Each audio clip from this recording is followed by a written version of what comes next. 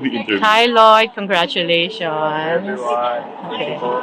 Maraming salamat sa suporta niyo sa akin. And eto na po tayo ngayon.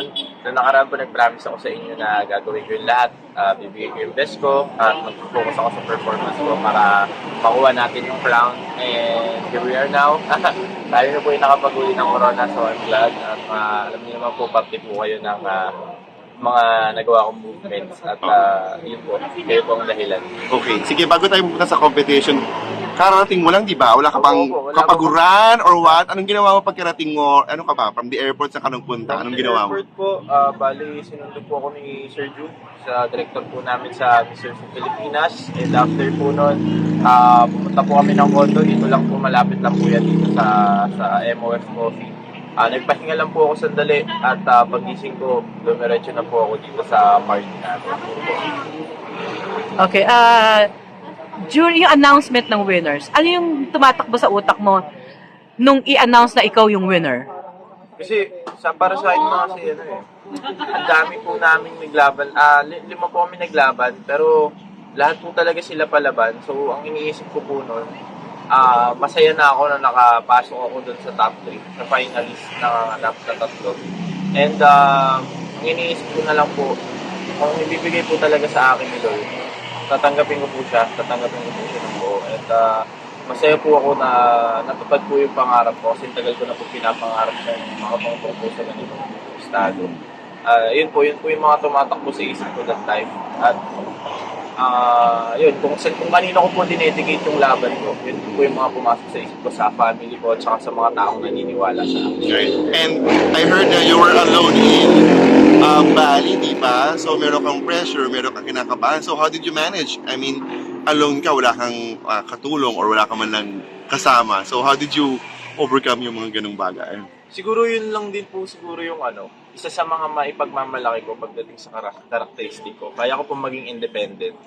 And yung days po na nandun po ako sa Bali, opo malungkot kasi wala nga po akong kasama. Pero ang iniisip ko nga po kasi, kung para kanino ko po ba ginagawa yung mga bagay? Kung bakit nga po, anong po ba yung rason? What's the reason why why I am entering that competition po? And yun po yung nagpapatibay ng loob ko, yun po yung nagpapalakas ng loob ko para hindi ko rin po ma-miss kung ano po yung mga meron tayo sa family ko, yung mga taong naniniwala sa akin.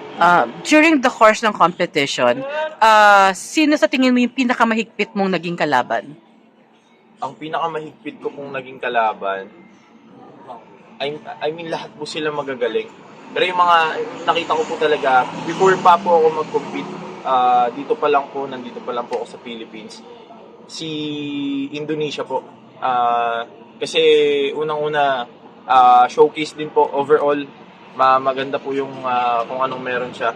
At sa katawan, face value, sa communication skills, okay po siya. Kaya sabi ko, magkakaroon kami siguro ng head-to-head na itong ng candidate na to. So, ayun, kaya ginanahan din po ako. At yun din po yung naging nutrients ko, source of nutrients ko para magkaroon po ako ng energy o i-burst ko po yung energy ko para mas galingan ko pa po. Tapos home court advantage Home pa court siya, no? advantage Di ba? pa po. Okay. So what did you most enjoy and you miss most about sa competition? Okay, syempre yung yung family po na nabuo namin sa competition. Kasi buong akala ko, syempre magkakaiba kaming lahi, may iba-iba kaming environment na pinanggalingan. Pero na-realize ko na ang diverse pala ng pageant ngayon.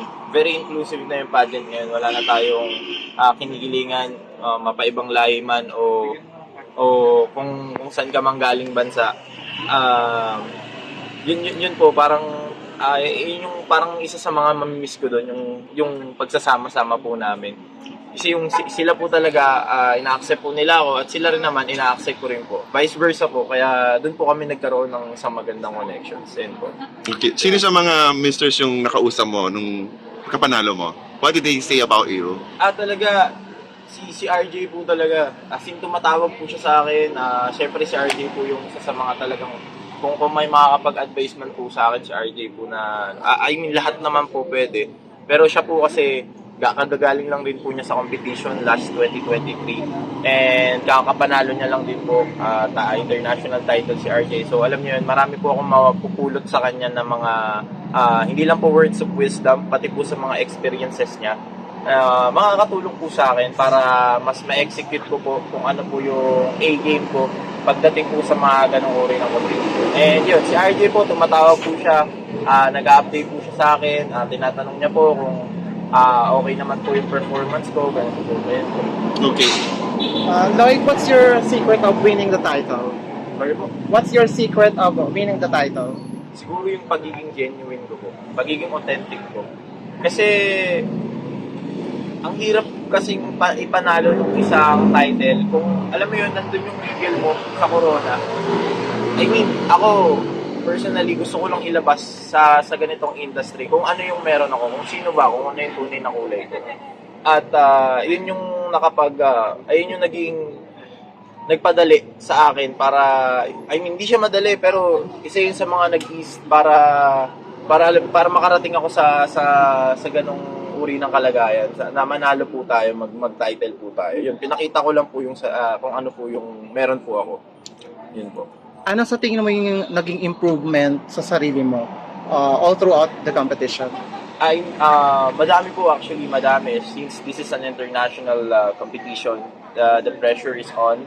At doble po yung pressure kaysa sa mga naranasan natin in the past pageants na nakasali po tayo. Kaya lahat po talaga na doble natin from from having a lot of stutters, mas naging spontaneous po tayo pagdating sa pag-articulate, pagsasalita. At syempre, pinakita po natin talaga kung ano po yung meron tayong mga Pilipino, kung ano po yung special sa ating mga Pilipino sa lugar po na yun. Kaya yung pati po yung pakikisama, mas in-evaluate ko po siya kung paano po ako makikisama sa ibang lahi. Yun po. During your stay in Bali, ano yung pinaka na-enjoy mong mga activities nyo? Yun nga po sabi ko nga, yung Bali ako parang Pilipinas na Pilipinas. Pilipinas po yung itsura niya, mas hotter lang ng konti, pero ang isa po sa mga mamimiss ko doon since madami pong iba-ibang mga cultural things sa Bali.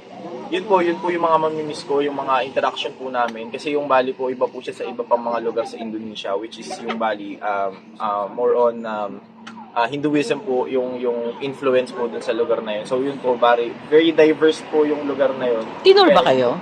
May tour kayo? Yes, meron po kaming tour. Actually, nagkaroon pa po kami ng chance. We have got the chance na makasakay ng helicopter at maikot po yung buong Bali, Indonesia. So, yun po yung isa sa mga mamimiss ko doon, yung mga ganong experiences po. Okay. And since winning the inaugural audition, were you told what are you gonna do? I Sorry mean, po?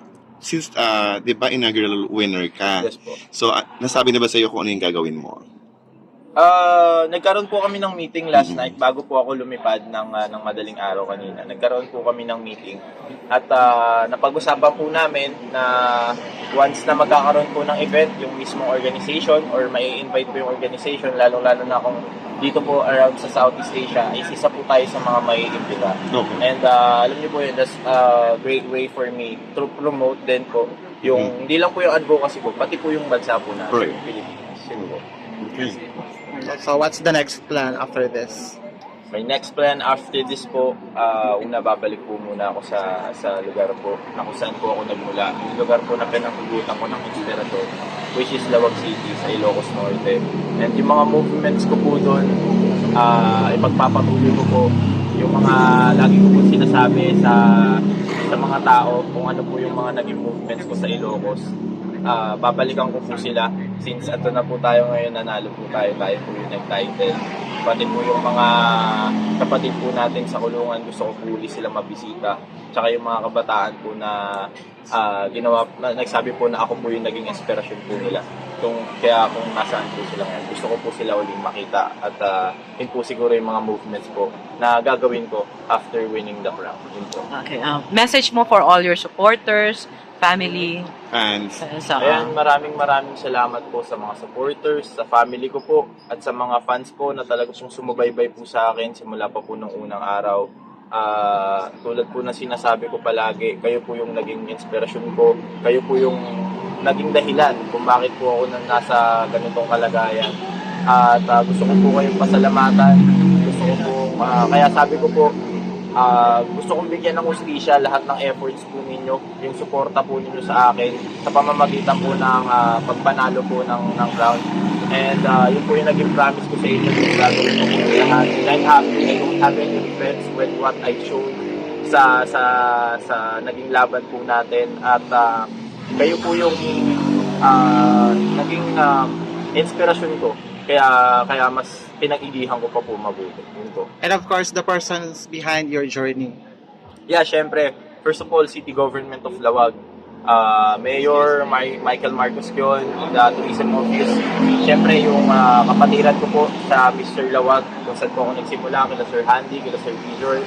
Sa paraiso ni Annabel Family, Tita Dingdin, and maraming salamat po. Until now, talagang andun pa rin po yung suporta po nila sa akin kahit sa ibang bansa na po tayo lumalaban. Sa mga tao po sa Lawag City, sa family ko po, ayan, tsaka sa mga tao po na sumubaybay sa akin, and sa mga makers ko po, designers, and everything, si Ma'am Amor Albano, Sir Ryan Chris, sa mga tumulong po sa akin para po mas maging maganda po yung isi-showcase po natin, yung ipapakita po natin doon. And maraming salamat po sa inyo.